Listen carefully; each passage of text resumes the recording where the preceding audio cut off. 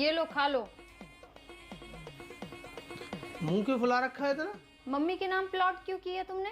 मेरे नाम पे क्यों नहीं किया? यार मेरी मम्मी ने मुझे पैदा किया है, इतना बड़ा किया, पढ़ा लिखा के इतना समझदार बनाया, मुझे इतना काबिल बनाया, मैं उन्हें कैसे छोड़ सकता हूँ? तो फिर ये लोन क्यों लिया मेरे नाम पे 5 लाख का? पागल, मैं तुझे भी तो नहीं छोड़ सकता।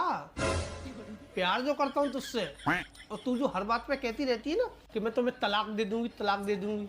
अब 5 लाख का लोन है तेरे नाम पे, अगर तलाक दिया तो तुझे ही बनना पड़ेगा। अब देख